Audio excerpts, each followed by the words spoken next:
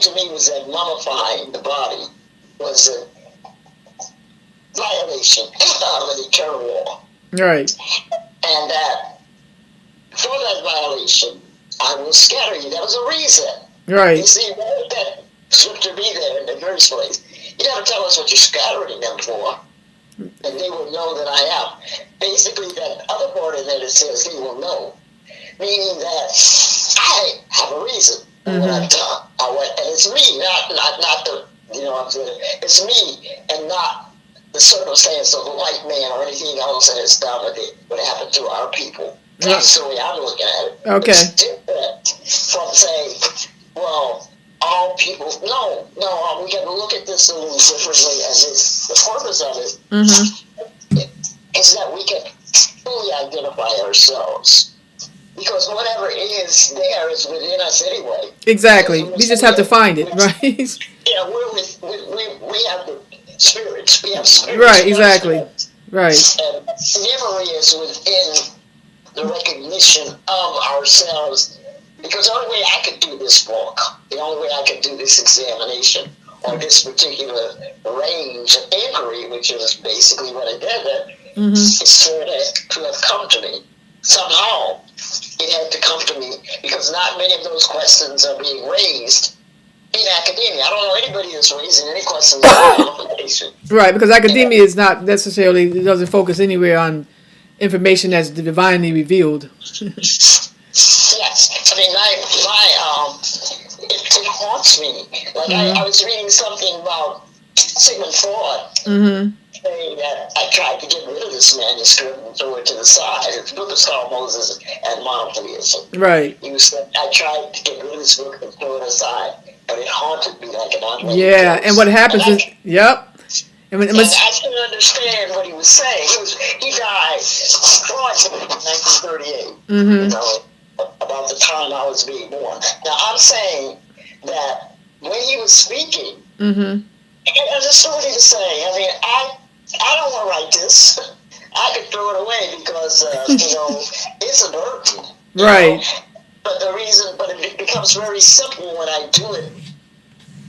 I yield to it. I yield to the knowledge. Right. That's what happens when something get on your soul like that.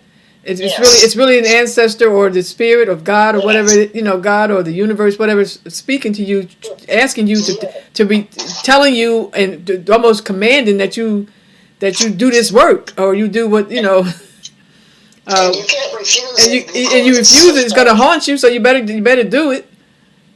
And you try to do as best you can. And try to do the best you can. That's why I'm very grateful for the... Well, that's what happens. That's what happens sometimes. An ancestor or a spirit will mess with, because they'll find somebody who they want to right.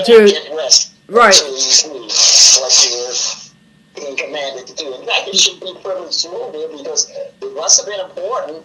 Right. If it was putting you in a way that you can't let it go. Exactly. The average person would just want to live a simple life. You want me to do, blah, blah, and just live a simple life. Nothing's poison you. Right. There's something that stays with you from near infancy to the time that I am now. I have to do it. I have to say it. I still think there is no argument. There is no argument that can overturn that idea that we were not supposed to keep bodies, physical bodies, right, beyond time of the breath that was in them. Right. Nothing can overturn that clarity. And that truth, to me, there is no function for the body. Right. The breath is no longer within that body. And I don't think there's anybody who can prove, I don't care how many, Frankenstein and all that kind of stuff they had and walking around, but whatever they're presenting to us is not going to change the fact that the body has no function. Right. The time and the breath of life is putting us by a power beyond the human. And these laws are around us all the time. It's very convincing. A baby cannot even be born unless it goes through a certain channel in a physical body. Right. But it can only go through that channel through the physical body of a female. Right. There's no reason we don't argument, but there has to be the aid from the male and the female Right. in all life that makes this one individual. Right. But then it narrowed down to another individual. So that's not the point of the book. You know, the thing I'm saying is that to belabor I think the reason that we're belaboring this basically is because that discussion has never been taken to any real in-depth examination, you know. Right. Should the ancients of the Nile Valley have mummified their bodies? Right. It has never been raised or taken to any extensive level of discussion. Right. Now let me ask you this. Now you said that wasn't the point of the book, so you want to tell me a little more about what the point of the book was? Yeah. That wasn't the point of the book. The point of the book was, who are we as a people? It's easy to say that records prove. We've got archaeologists who have gone around and said that earliest human life was among people that they call Negroid or Negro. Right. How you want to put it. So, I mean, that's something we don't have to argue.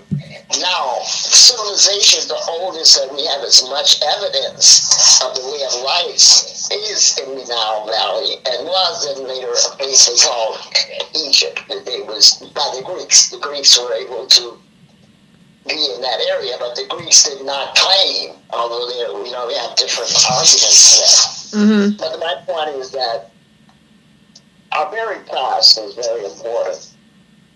Yet being buried does not mean that it is not evident to us in our daily lives. Right. That would be ways that we can deal with. Okay. Because there's a lot of material in this. There's a lot of work in here, right? So we'll come back to some of that on another talk.